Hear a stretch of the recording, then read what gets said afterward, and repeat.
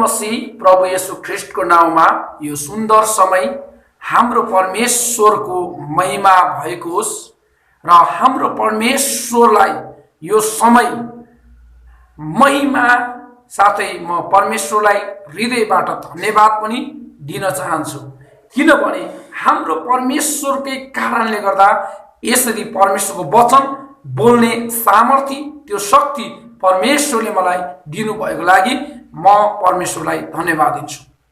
र आजको वचनको विषय छ परमेश्वरको प्रेम हाम्रो परिवारमा छ।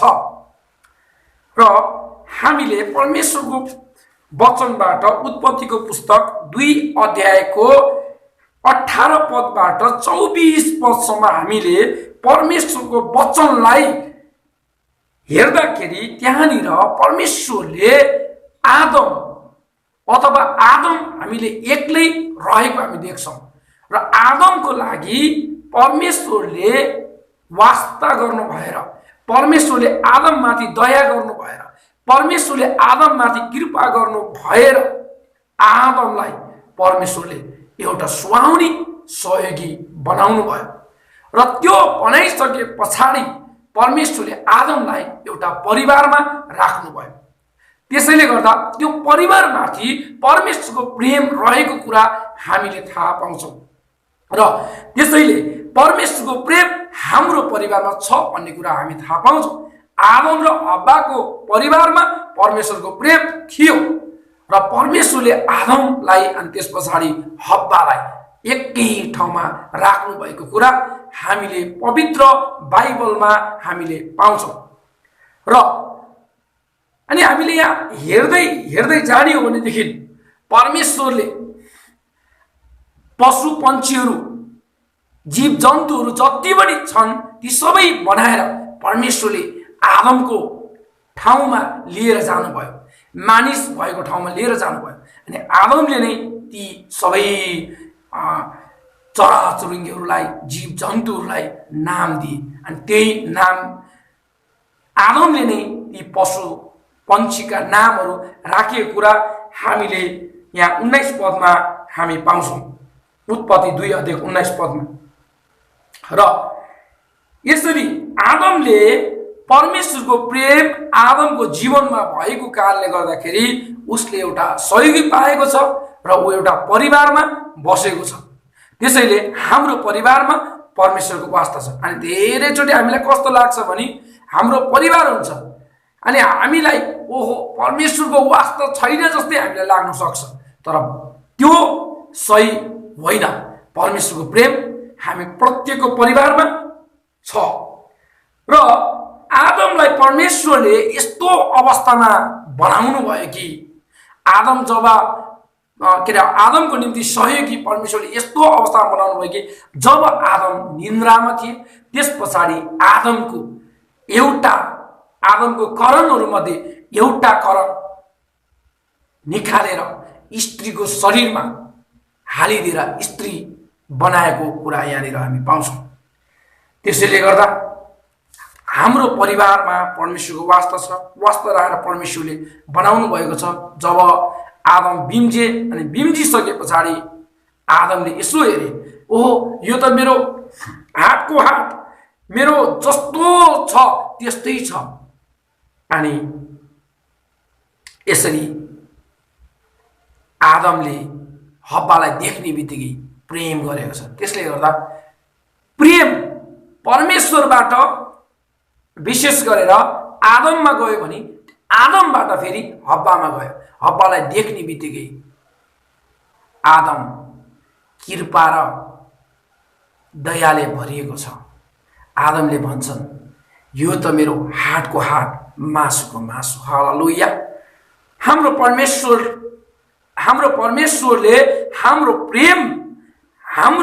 परमेश्वरको प्रेम हाम्रो परिवारमा भएको कुरा स्पष्ट परमेश्वरको वचनले यसरी बताउँदछ।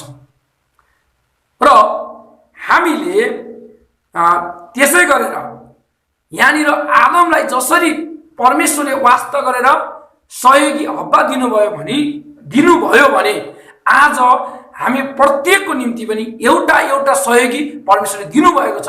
त्यो नै परिवार हाम्रो हो र त्यो परिवारमा परमेश्वरको वास्ता, परमेश्वरको प्रेम सदा रहन्छ र परमेश्वरको उपस्थिति सदा रहन्छ।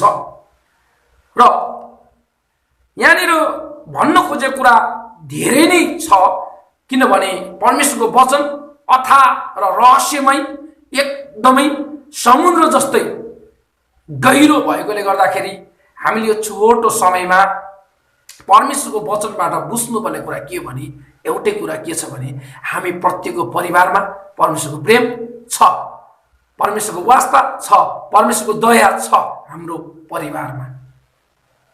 हामी निराशा हुनुपर्ने कुरा छैन।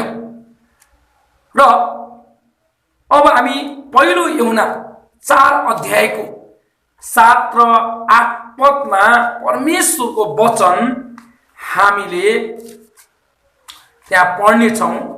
प्रभुको वचन पहिलो यूहन्ना 4 अध्यायको 7 र 8 पदमा यसरी लेखिएको छ, प्रिय हामी एउटाले अर्कालाई प्रेम गरौँ, किनभने प्रेम परमेश्वरबाट आउँछ।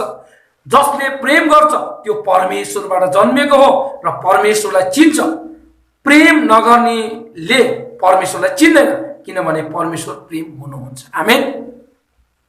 आदमले सुरुबाटै परमेश्वरलाई चिनेका थिए अनि आदमले त्यही प्रेम हव्वालाई गरे।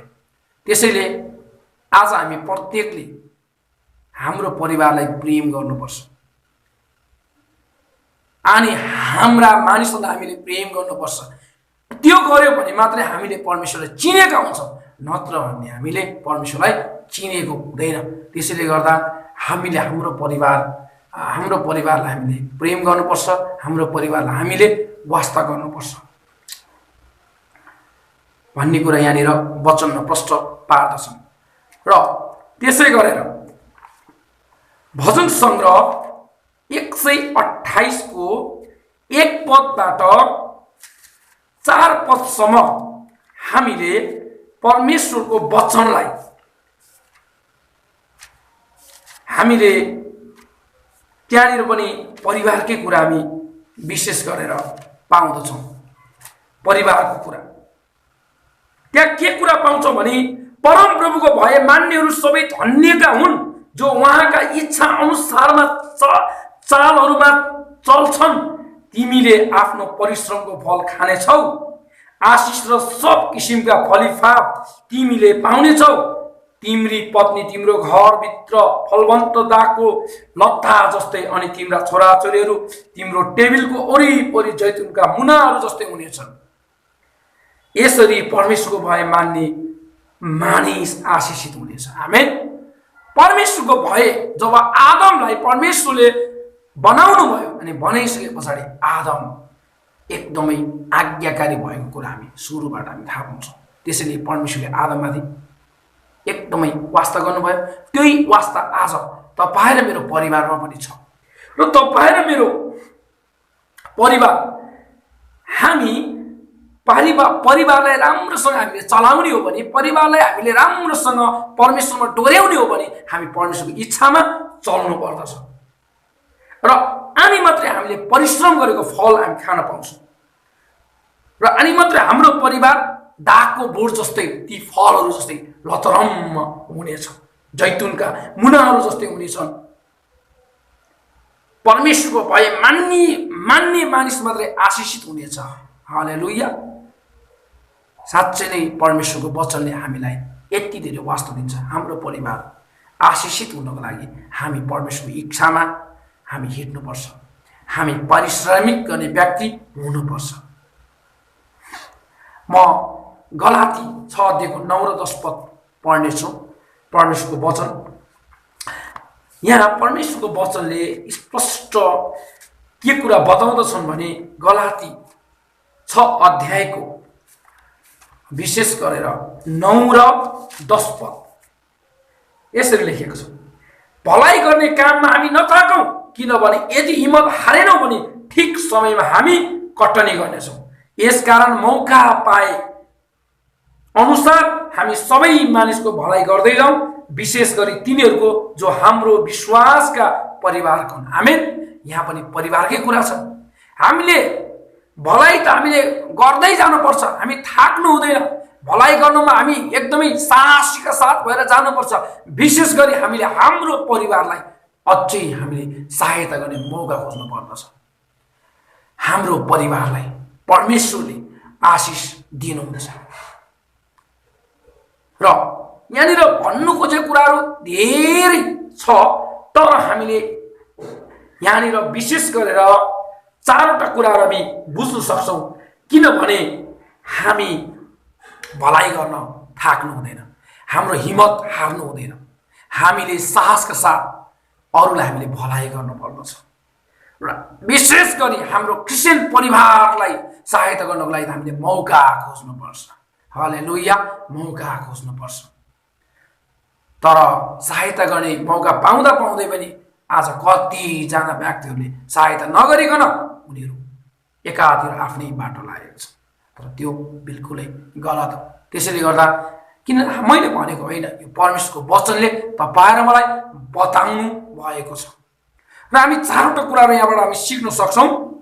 1 नम्बरमा परिवार परमेश्वरले दिनुभएको उपहार हो है। परमेश्वरको प्रेम त हाम्रो परिवारमा निश्चय पनि छ। 1 नम्बरमा हामीले सिक्यौँ भने 2 नम्बरमा प्रेम नभएको मानिसले राम्रोसँग परमेश्वरलाई चिनेको हुँदैन। नम्बर 3 मा परिवारको वास्ता गर्ने मानिस आशिषमै हुनेछ। नम्बर 4 मा चाहिँ भलाइ गर्न हामी साहसी हुनुपर्छ। यो 4वटा कुराहरू हामीले सिकेका छौँ। र यो 4वटा कुराहरूबाट हाम्रो जीवनमा हामीले अनुसरण गर्दै यसलाई हामीले व्यवहारमा हामीले ल्यायौँ भनेदेखि हाम्रो परिवार सुसम्पन्न र समृद्धितिर हामी जानेछौँ र आशिषमय हुनेछौँ। र हामीले अनि बुझ्नेछौँ परमेश्वरको प्रेम हाम्रो परिवारमा छ भन्ने कुरा आनी मात्र बुझ्नेछौँ। नत्र भनेदेखि हामीले हाम्रो परिवारमा परमेश्वरको प्रेम छ भन्ने कुरालाई बुझ्न सक्दैनौँ। र बुझ्नको लागि यो 4वटा कुराहरू हामीले हाम्रो जीवनमा पालना गर्नुपर्छ।